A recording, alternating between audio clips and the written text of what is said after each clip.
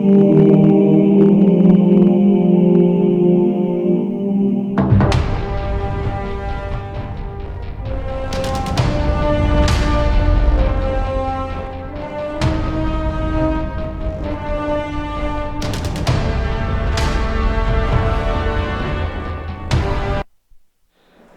welcome back to coverage of Grand Prix Oklahoma City.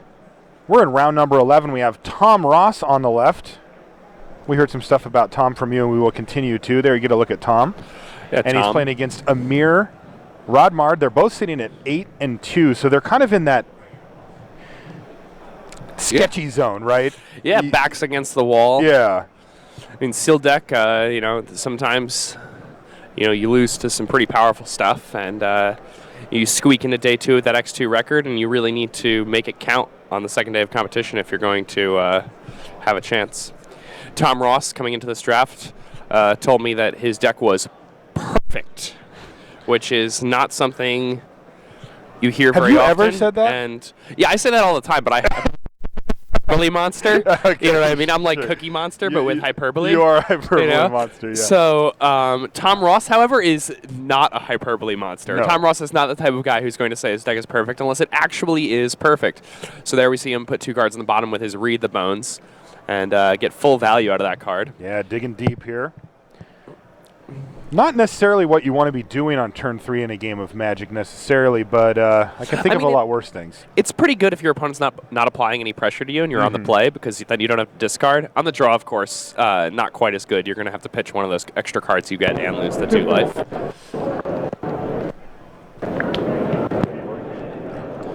All right, so Nessian Courser's the first actual board presence. And Tom Ross still has nothing. Well, I mean, he likely has a Divine Verdict here. He's maybe hoping that his opponent plays an Ordeal or something like that so that he can get a 2-for-1 with the Divine Verdict. And if not, he's probably just going to run the Divine Verdict out there anyway. Oh, nope. No. Takes no 3. Divine Verdict. See, that's pretty surprising. I'm shocked as well. There's got to be something here. Let's see what it is. Wow, there's Nylea. Yeah, and that's a god. Pretty surprising here that Tom did not have a turn 4 play.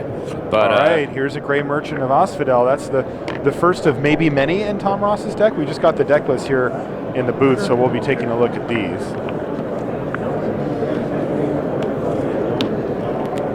Oh, wow. Tom's deck has 2 Hopeful Eidolons. That's probably one of the better commons in the set. He does have a Divine Verdict. He has a Ray of Disillusion. Yeah, Hopeful Eidolon's pretty good. And he does have multiple Grey Merchants also. All right, so Amir Radmard has used Nylea, the actual god itself, although not currently in its worldly form, to pump his Nessian Courser and get in there for 5 damage. So, I got to say Tom Ross has to be pretty okay with that. And there's a Keepsake Gorgon to halt the proceedings here, potentially at least get a 1-for-1 out of it, plus a bunch of tempo. And it looks like his opponent likely has a Griptide in hand. Okay. I mean, it would make sense, considering the amount of mana that he has in play, the fact that he hasn't really made any plays, the fact that the best thing he can do is give something +2/+2. I mean, his mana is almost perfect. He has an Unknown Shores, Nyla's Presence, and blue and green mana, so... I'll take a look at Nylea, God of the Hunt here. No, just going to kick things off with an attack. Creatures that Amir control have trample. So even if it were to get blocked, and if he were to use Grimtide, he would still get all the damage over to Tom. And I think Tom took it. Yeah, Tom also took it no block there, so he is using his life total as a resource here, soaking up some damage, but keeping the shields up with the creatures. Nessian Asp is a follow-up, and here's a second Grey Merchant of Asphodel. This is one of the most powerful strategies in the format. That's a drain life for 6. Yeah, Tom Ross has attacked a single time with a 2-power creature, and he's got his opponent down to 10 while he's at 15. It's pretty good. And he's been under some pretty decent pressure. I mean, his opponent has a god on the table, 5-drop, 3-drop.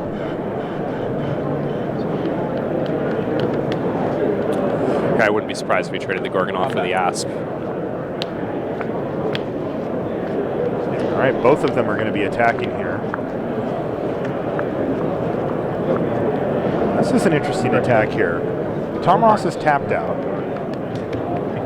but he's at 15.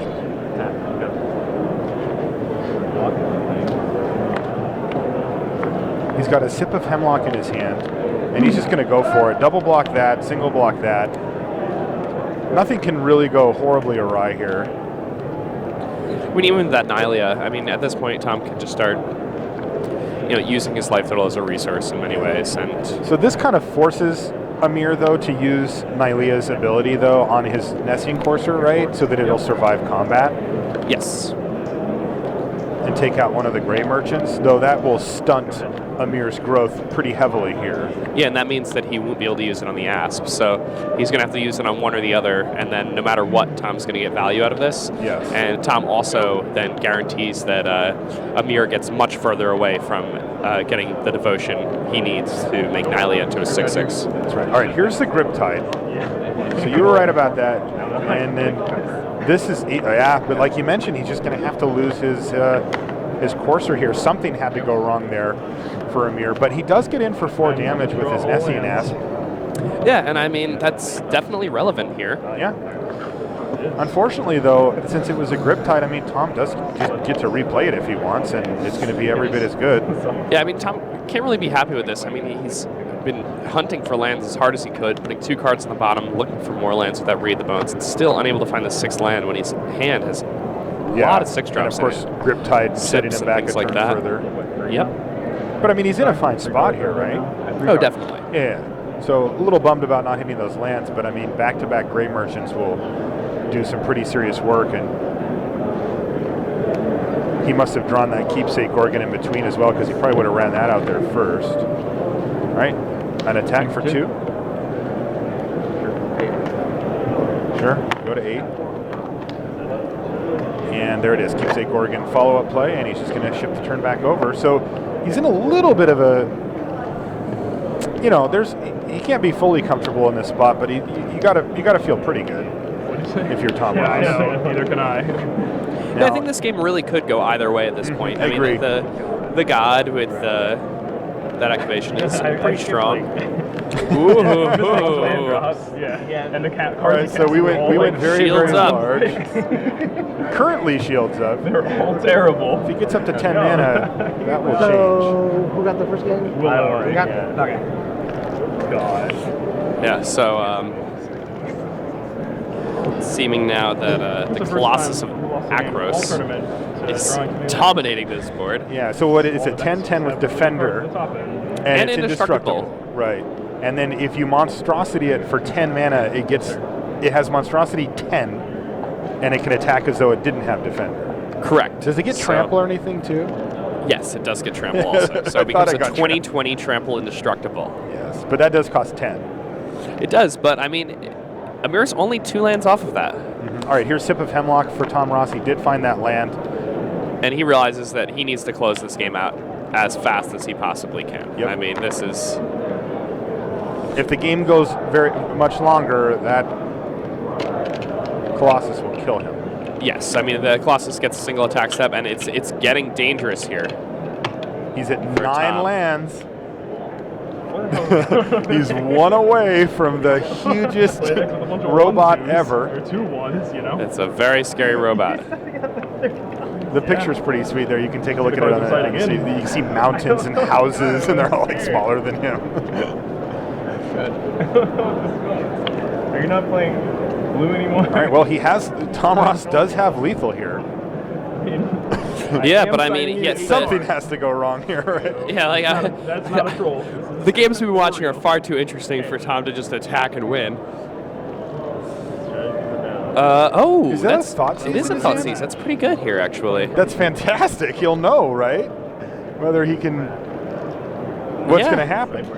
Wait, no. Now, it is really interesting, though, I played a Gray Merchant on my side. because if he plays Thoughtseize, Amir might just scoop, right? If he's just bluffing or doesn't have anything, I've been a very good starter. he might just be like, I don't want you to see the other 3 cards I have. They don't do anything here. We're done. Or he might have something and force. I mean, what? All right, here's Thoughtseize. Let's just get to the All right, action. nice. A Thoughtseize from Tom Ross, and I like the Thoughtseize. I mean, the bounce spell doesn't do much here. Yeah, and that's the thing. It's bounce spell on a gray merchant is misery. All right, here they are. Now he's deciding. Yeah, but they can hear you talk about it. He's got 2 cards. Does he want to show them? Someone that I told me. He does, and he does have a bounce. He has 2. Oh my goodness, he let him have that. Why did he let him take the Griptide? I was talking to He can't use the Voyages then. No, Tom can just take the Griptide and then kill him. laughing so funny story. Doesn't he just Griptide there? Against people yeah. in the city I live in. Just because, like... He has 5 mana, right? Yes, he has 5 mana. Yeah.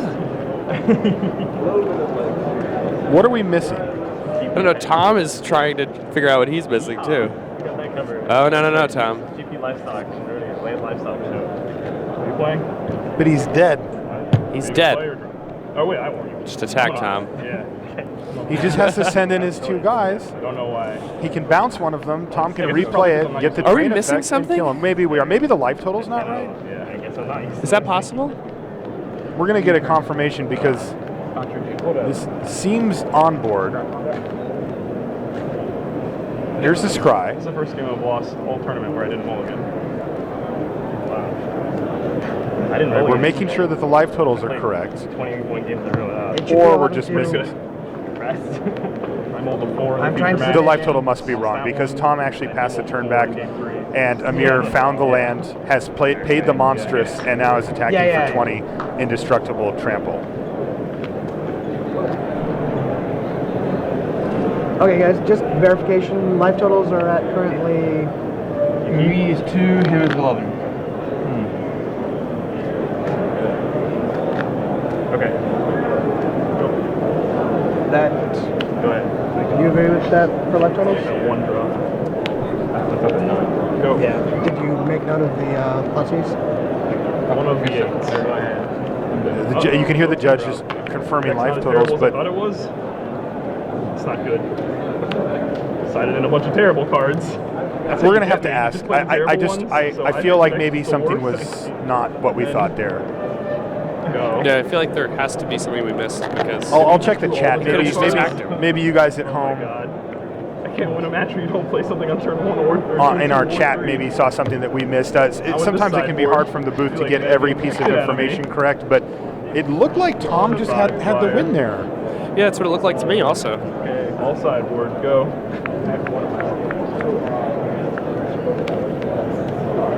All right, so I'm seeing in the chat that they say they're just as confused. I mean, they were working off of similar information from us, so he was at 2? All right, I guess Tom Ross didn't see it there? I guess. Maybe he had his opponent's life total written out. Like, I'm at a loss. Like, I don't understand. All right, I don't understand. We'll have to move on to the next game, but as it sits, Amir Radmard, he did pay Monstrosity for Colossus of Akros and attacked for 20. So he got there. I mean, it's not the worst plan in the world. Look, if you have a deck that is well set up to go the distance, the full distance, that thing will finish the game. Yes. Yes, it will. I could see... Like, it's very bad against blue decks. It's very bad against Hey Monstrosity? Oh man, that's pretty bad. Let's take a look over at Austin Mowry on the left. We saw him yesterday playing that sweet blue-black deck. He's playing against William Lowry, which is a strangely similar name. They are the last 2 undefeated players here at GP Oklahoma. They're both sitting on 30 match points. They've both won the first round of their draft and swept the sealed field yesterday. So after this round, we will only have 1 undefeated player left in the entire tournament. It'll be one of these 2 here. So it looks like William Lowry's deck is quite strong here. Austin has a few interesting cards in play. Lose the first match of the day. Go. And we see I still think with the cards attack you played, for the 1 game in the one air. is the correct sideboard. Just trying to keep pressure on William Lowry, whose life total is kind of dwindling a little bit. Coastline Chimera getting the beats out. Ooh, jeez. What is this? This feels like we're watching Commander or something. That's an Ashen Rider now. Wow. And here's a Horizon Scholar I- for Austin Mowry, but this this is just It's quite funny haymaker because the magic. way I've been playing this format is so fast, and so aggressive. It's and funny. we're just watching people crash 7 and Yeah. 8 and 10s into It's each other. really funny because you and I, we did a draft last night, and we Yeah. both came away with really aggressive, tempo-y type decks, and we're pretty happy with them. Yeah.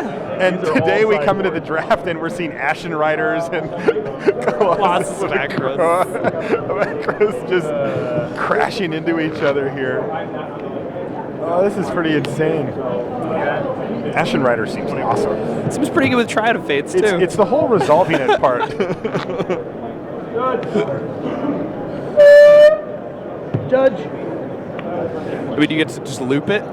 I think Triad? that Triad. Yeah. Let me. Yeah, you pay. You had to pay a white mana, put a fate counter on it, Okay. and then you can. Yeah, because when it you because pay, it triggers when a it- colorless, you put a fate counter on it, and then you can just remove it from the game and then put it back into play. I'm at 24. And when it enters the battlefield, Ashen Rider has a trigger.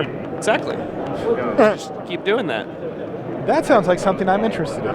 The Triad is really fun. It's a good card to play with. It makes for some really interesting games. All right, here's an Observant Alseid going on the Horizon Scholar.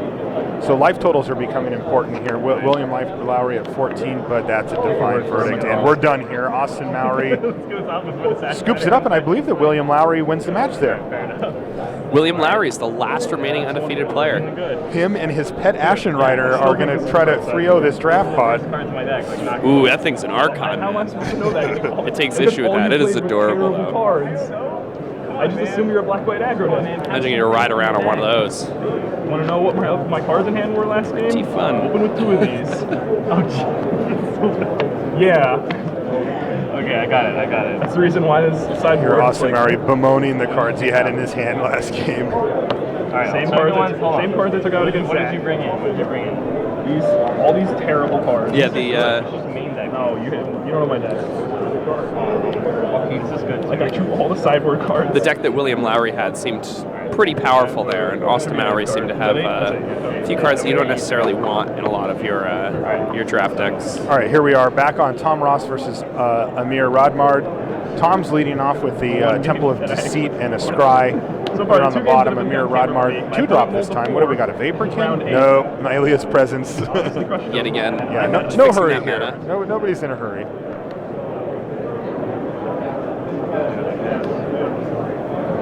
These are the starters. All right, both of these players sitting at 8 and 2. This is the second round of the first draft. We're going to be drafting again after the third round of this one. That's it. So 3-drop here. All right, Nesting Course are very solid. Good start. Shitty as it is, sick target for bestow. You have to play And all Tom these Ross. cards so that you can bestow on Ooh, people. a Scholar. You can keep 2 in that hand. A scholar of Athreos? Athreos. Athreos. I think that's it. Yep.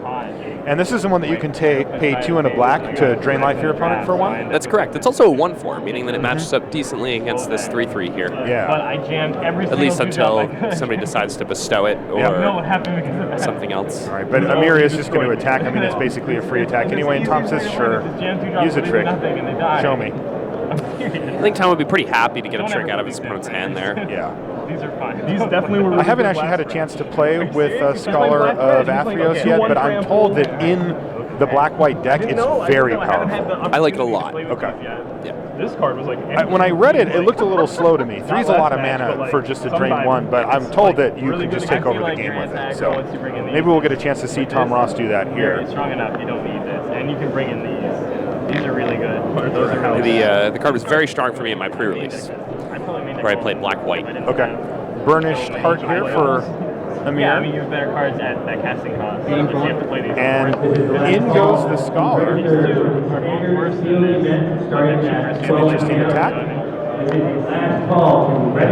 Saying he has a trick, and also opening the door to take a bunch of damage here, though Tom is now just past the turn. if I get to the 5th land, I haven't lost a Fifth land drop literally here haven't for lost Amir Radmard. a game where I got to a 6th land. In this And match, he's not going to and attack with previous his drafts, nesting courser, in the just field at FNM, his burnished heart. Yeah. Is he just playing around Playing around Divine Verdict. Divine Verdict here? Yeah. Seems to make sense. Getting to 5 mana is important. In a draft, being able to win on 2 mana is important in this format. I'm just telling you what my experience has been. Including this one. Obviously, like, 2 drops. What's the follow-up play here? Just because there's a lot of them and there's not a lot of removal, so you can't get. He's going to activate the Drain? ability for his turn. Yeah. So not the most productive turn for Tom, but he's at least using up his mana. But because I have position, I had you traded them for that. I mean, here we may see Century of the Underworld, I don't know. Plus you which is involved in Tom's favorite combo in the format. Which is? Century of the Underworld, Hopeful Eidolon. Mmm. Pretty fun combo. Yeah. All right, and it looks like Amir's going to crack his burnished heart here. I mean, we know his deck wants mana. Are we working If he our way goes up to land that too? Colossus this turn, this would be unprecedented. And by unprecedented, I mean it's actually was precedented by the previous game. About last match is if he had 6. There was a couple times where if he had 6, he would have won a game. But never yet. Yeah, that Sentry does seem like a ripe target for Bestow, especially. Unfortunately, he is playing against a Hopeful. deck that has access to cards like Griptide and things of the sort. So No, the 06 is decent. But do a real count. You actually only it's a have Griffin Skeleton. It's a terrifying creature, to be sure. That is. All right. What do you got, Amir? You had 5 mana. You played 2. You got 5 mana. And then you played 2 4-mana 1/3s. You played 7 cards that were worse than the worst card in my deck. And is that a Ooh. Sealock monster? It is a Sealock monster. Okay, so some beef. It's just a big monster Yeah. here. And Tom does not have any islands in play. He doesn't have any in his deck either. But he's going to have one eventually, That's true. whether he wants it or not. Amir Radmard with the big ramp deck here. I mean, He's he trying to goes go up big. and trying to go upstairs fast.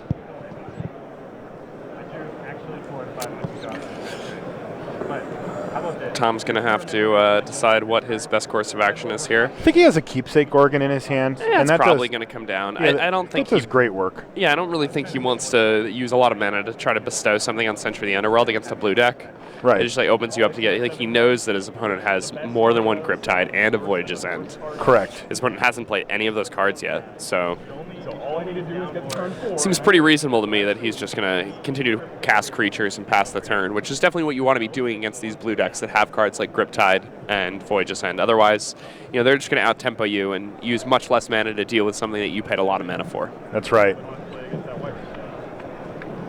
Right now, Amir does have enough mana to pay Monstrous for his Sealock monster. He's got exactly 7. And then it actually becomes an 80. Yeah. The problem is that the keepsake organ can also just be like, yeah, sure, I'll trade. Or if Tom wants to be patient, he can wait a turn and try to get to 7 mana himself and use his keepsake organ to kill. So, options. I don't know that I've ever seen a format where Death Touch is as good as in Theros. He does activate it, and that's going to turn one of Tom's lands into an island as well. He's going to send it in. He wants to try to get some value out of it. He sees the writing on the wall. He probably figures that Tom's going to fire off that keepsake organ at it at some point here, and he wants to do it. Now, Tom, I mean, he can take this hit. He's just going to chump. I mean, this is just one of those things where, it's a big hit. It's 8. But it doesn't look like there's going to be a whole lot to follow up. Now, if Tom doesn't hit his land drop here, though, he does. So, irrelevant. Pop that. Kill that. No fussing around. And he's going to attack with both of them. So, 6 damage. Mm-hmm. Hit you, Amir, and say go. Keepsake organ does work. Yeah, and now, I mean, now that thing is a 3-6, it's going to be really tough for Amir to put anything in the way of it. And, you know, that chump block, while it may have seemed very strange, that makes it pretty clear that Tom has something to do with his mana for Forever. basically forever. Okay. And, you know, 8 damage is a lot, and Tom says, I want to make this into a race. I have a 3/3 flyer. Let's race. Okay. And I like it. Nessie and Asp comes down, and Nessie and Asp, you know, pretty good against this 3/3 flyer. And Tom has to know that, but I imagine Tom probably would not have made that chump block with the Agent of Fates if he didn't have something like Sip of Hemlock or at least a combat trick in his hand. He draws a returned Phalanx for the turn. I think he might have maybe a Divine Verdict or something. All right, well, here he is. He's going to attack in to the Agent of Horizons and the Nessian Asp with his 3/6 Gorgon and his 3/3 Flying Vigilance. Sentry of the Underworld. Yeah, with Amir tapped out here, this is a perfect opportunity for Tom to get, you know, a big advantage. But now the Nessian Asp, though, can jump in front of that Sentry of the Underworld, right? It can, but too risky. I mean, I think as Amir, you almost have to block there because going to 6 is so rough. Yeah. With the 3 power in the air on the other side of the table, even though you have the Nessian Asp, but it does seem a little bit scary. The difference between 6 and 5 is pretty huge here too, because one Gray Merchant can do 5. Exactly. Tom could have just won the game if that were the case, but 6 changes that. All right, so here comes Amir. Whoa. He's thinking about if he wants to attack. And he sends in the team. What do you make of this? I mean, desperate acts of a desperate man, or does he actually have a win lined up here somehow? Tom Ross is at 16, and he has 2, well, what would be lethal attackers here. Looks like they're backing it up. Okay. Attacks are happening. Tom's almost certainly going to block with the Sentry of the Underworld, the Agent, or the Nessian Courser. I mean... All right, here's a Farika's Cure. So there's more life gained here for Tom Ross. He's going to jump up to 18 and take out a key 3-drop. Now the world is at his fingertips here, right? I mean... Yeah, I mean, he gets to just eat this Courser, I imagine. Oh, never mind. Wow. Rather just do that. So I agree. That is a better play. Yeah, so there's a Divine Verdict for Tom Ross. That is what he had in his hand. Nessian Asp bites it. He does have to just fire it off, though, right? You can't risk... Or actually, no, he gets priority after, so Amir would have had to say, okay, like, I'm not going to monstrous.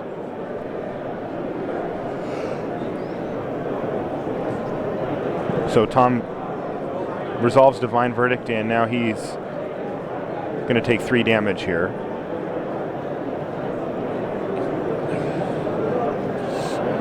See, what's nice now is that Tom can start using his bestow triggers bestow activations if he has them.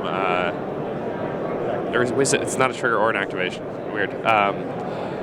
Sorry. Just cast it as bestow. Yeah, he can cast this thing as bestow on the Keepsake Gorgon and then get to reuse the ability. And we get to see there that the Griptide takes care of and another Griptide is going to take care of both creatures. So, Amir had to make sure he did that in the right order as well. And he did. Insatiable Harpy here for Tom Ross. And returned Phalanx to follow up, and it looks like he has something that he might want to spend 1 mana on here. He had a land change ability earlier. Which one was that? He knows what he's drawing for the next Viper's Kiss. Yeah, he's knows what he's got for the next 2 turns, so he wants to make sure that if there's something that's going to be awkward to actually, get out of his hand, he wants to do it now. One of those is an island and a swamp. It is both land types. Yep. Important to remember. So is he going to just Viper's Kiss the Courser here just to say, hey? Yeah, I guess he is. That way he can't, there's no attack there. And that's it. Amir says, all right, I'm done. We're going to go to game 3 here. Tom Ross equalizes. After kind of a strange game 1, and game 2 went a lot better for Tom, a lot more smoothly for him. You get a look at Tom Ross there. Yeah, Viper's Kiss seems pretty weak against his opponent. Dude, he's got that Acroan guy, the Colossus of Akros. It just makes that thing a defender forever. Well, that's true. Yeah? That's true. I mean, if Tom's worried that the game will go long enough, he can prevent that thing from killing him. So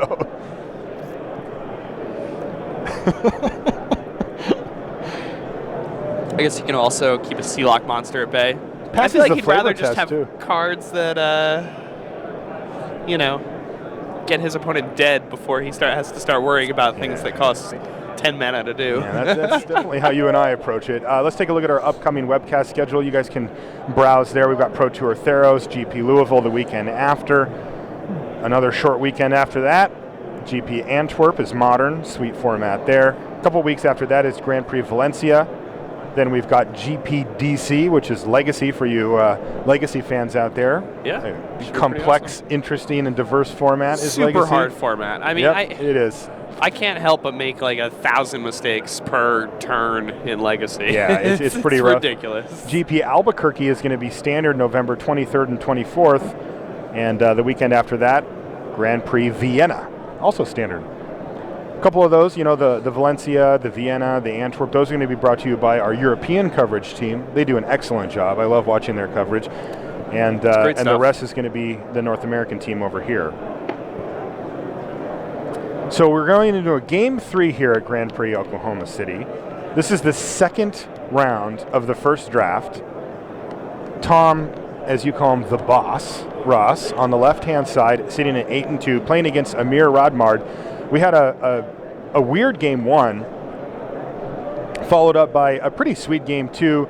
In Game 1, Amir actually managed to pay the monstrosity cost on Colossus of Akros and hit Tom Ross on the head, even though it felt like all indications were that Tom actually had maybe an on-board kill that he either missed or that something was a little bit awry. We still haven't really quite got to the bottom of it. And it was just a strange game. And then game 2, I feel like there must have been something that we were missing because Amir didn't cast the Griptide in response to the Thoughtseize, and then Tom didn't attack. Right. Like how do all of those things happen? And yeah. And I mean, I've played with Tom before. Tom is unbelievable. Like he is one of he just finished in the finals of a Grand Prix. He's a former Channel Fireball team member. He used to be their deck designer. In 2010 Pro Tour San Diego, Tom Ross was the designer for that Naya deck? Boss Naya. Oh yeah, that's him. Boss Naya because of Tom Ross, the Cunning Spark Mage. Wow. With, I remember. With Stoneforge Mystic and all of that. Luis Scott Vargas rattled off like 17 wins in a row at the Pro Tour with that thing. Yeah, I mean the deck was the highest win percentage archetype in a constructed portion of that Pro Tour, and its numbers were just absurd. Okay. And Tom was the designer Ross was of that the designer. deck. All right. Yeah, but that said, I mean, people do make mistakes still, right? Like even the best players miss stuff some or maybe get too deep into their head. We're gonna.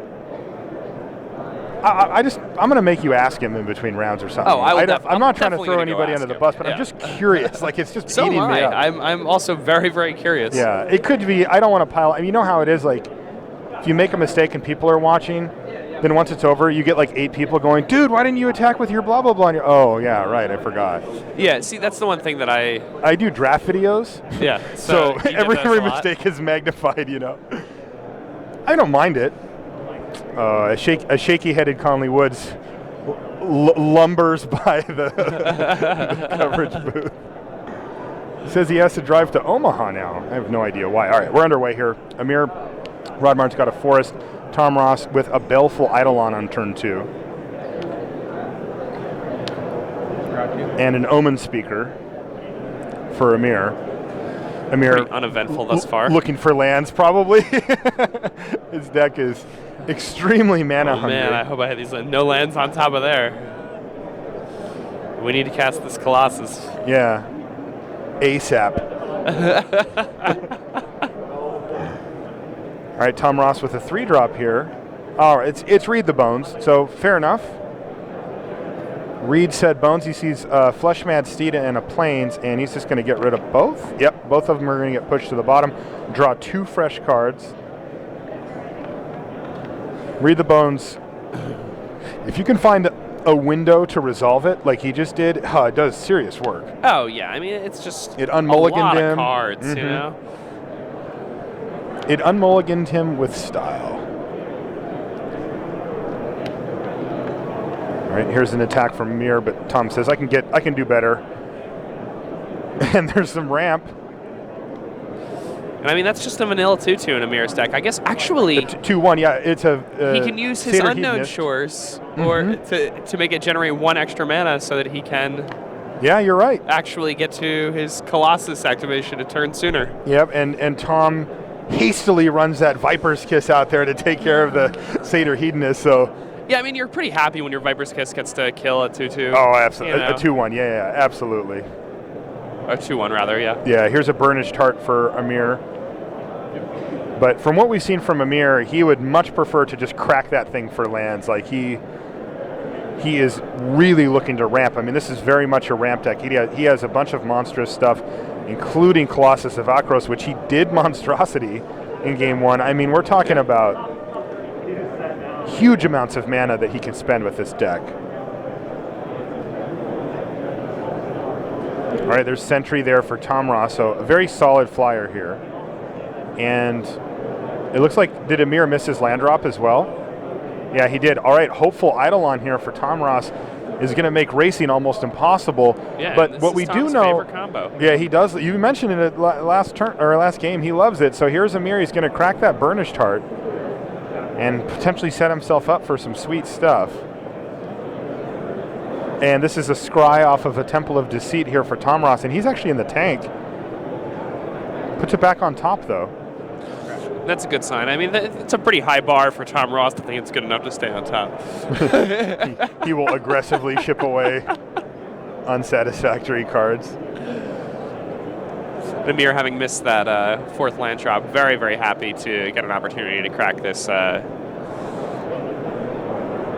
Burnished Heart. Yep. Mm-hmm. Yeah. Gets to find his splash color as well, and along with just get him back to where he wanted to be on land drops anyway. All right. And I like Burnished Heart a lot. That's He's got a Grip Tide there. doesn't really fit into the style of deck that I prefer to be drafting, but Yeah. You respect it? Yeah, I mean, I'm willing to draft other decks. Here's 5 mana. Is this going to be an Asp? It is. Nessian Asp for Amir Radmard, and that could put a halt to the proceedings here on Tom Ross's side if he doesn't have a way to interact with that Asp some way. We knew he knew what he was going to draw for the turn. He put it back there off of that Temple of Deceit scry. What is that? Looks like a creature. I'm not sure what creature it is. Is it that 2/1? We'll see. Let's just let him play it. Oh, it's Thoughtseize, isn't it? Oh, perhaps it is. Divine Verdict. No, I think it's just Tormented Hero. I don't think this is the card he put back from the scry. I think that was last turn, right? Or was it? No, it was this turn. All right, Divine Verdict, though, is going to take out the Asp. Oh, it is that creature. It's the 2/1. Still learning the names. Tormented Hero. Tormented Hero. Tormented Hero, pretty awesome card. I mean, it's long gone are the days where when we want a 2-power black creature for 1 mana, we need it to be Like an taking enchantment that damage. gives us a token, and if the token dies, we get dealt 1 a turn. Yeah. Now or- it's actually, got some upside to it. Yeah. It's pretty incredible. Yeah, we are in the creature era of Magic. There's no doubt about that. And with another Hopeful Eidolon coming down on that Tormented Hero, that's going to drain Amir for 1, putting Tom Ross back up to 22, dropping Amir down to 14. And he's going to crack in for 7, I believe. That's 4, 5, 6, 7. And 7 damage, all of it lifelinking. This Grip Tide is going to bounce this Sentry of the Underworld, but Amir's still going to take 3. Tom's still going to jump back up to 24, 25. Yeah. And I think Tom even has Grey Merchant left in hand. Select a little bit. So, Grip Tide doing what it does, though, Bestow does mitigate that a bit. You know, he still gets this idle on here. Getting 1 life from this trigger of that game. Yeah. So what are you at? 25. 25?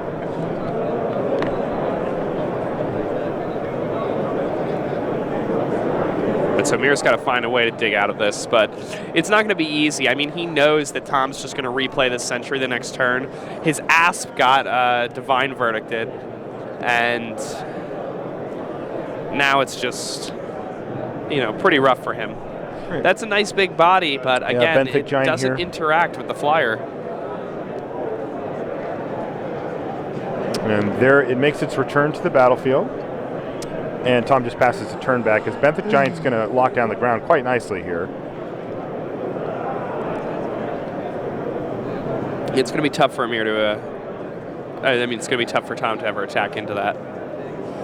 Luckily for Tom, he has that 3 power regenerating flyer that's just going to, the Sentry is going to hit him, and if it hits him 4 times, that's going to be it. So Amir definitely has a clock on him right now with Tom Ross sitting at 25, and Amir really doesn't have much of an offense going at all here. The Benthic Giant can just get traded off. Well, now it's going to need to hit him 5 times instead of 4. So could be an extra draw step here potentially to try to find an answer. It's really tough to deal with, though. I mean, it's got regeneration, so a lot of your answers aren't going to permanently deal with it anyway. All right, Voyage's End just to keep it off his back and get a scry going. I mean, this is one of the ways that he can prolong this game, but he's burning through cards at a pretty quick rate, and he is not actually dealing with that Sentry. Tom Guess can't what? Really be it's upset back. about this. Yeah, here it is, and now it has regeneration mana. Yeah, and that is the 3rd time that Tom Ross has cast that this game. But Tom is in a great position here with 2 lifelinkers plus a Death Toucher on the ground. Just means that Amir is going to have a bear of a time getting through, plus a regenerating threat in the air to keep the pressure on. So it's really over on Amir to start finding some big stuff. Let's see what he comes up with. And Amir, it looks like Amir found another Griptide. So he is going to be able to hold off the Sentry for yet another turn.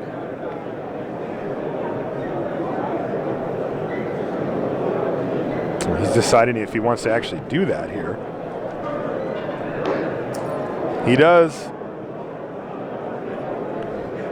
Tom just calmly puts it on top of his library. He's like, yeah, I'll cast it a 4th time this game, no problem.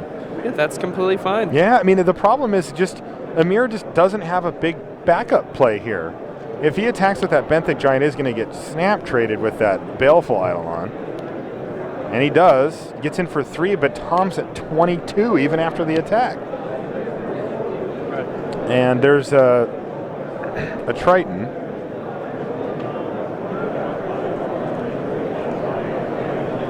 Standard seal competitors, your seedings for build are now available at the side event stage. Guess what Tom Ross did on his turn, Jake? I think he may have cast Sentry of the Underworld for the 300th time.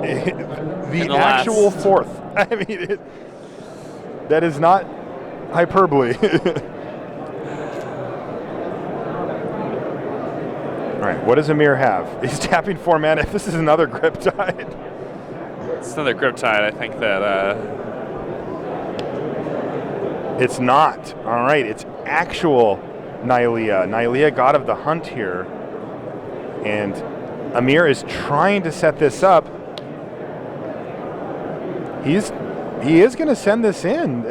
I mean, there are no good blocks for Tom here. Doesn't he have regeneration, though, for his guy? Oh, I guess, yeah, he can just double block and then...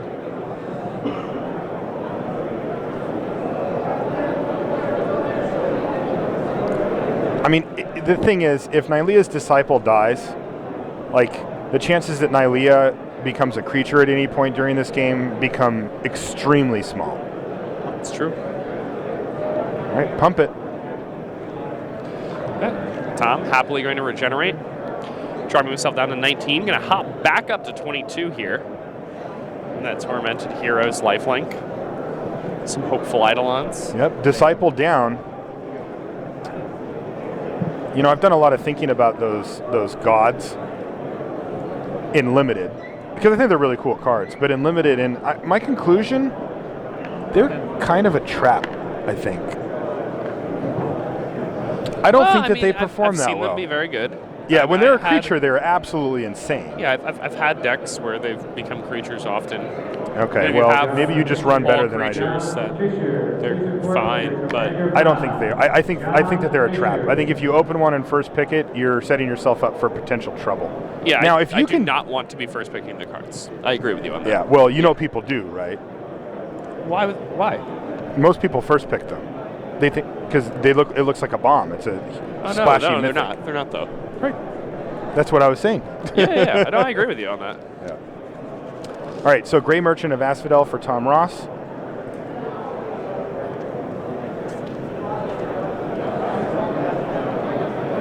And he is pressing his advantages. He has Amir all the way down to 7 now.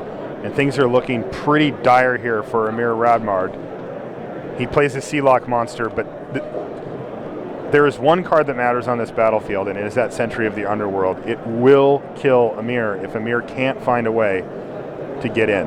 Now, the Sealock monster helps. Remember, it's going to get trampled. Nylea does do stuff. Yeah. Oh, and a Scholar of Athreos comes And down. that's an entire And- turn that thing represents. Yeah, I mean, more than that, because he has to get it off the battlefield, or it'll just win the game completely by itself. Yeah, I mean, as the board sits, next turn, Amir would die.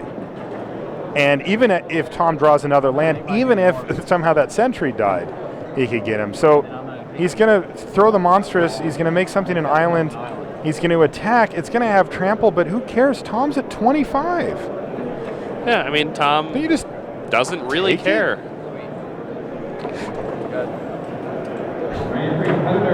Yeah, so 17 drain here.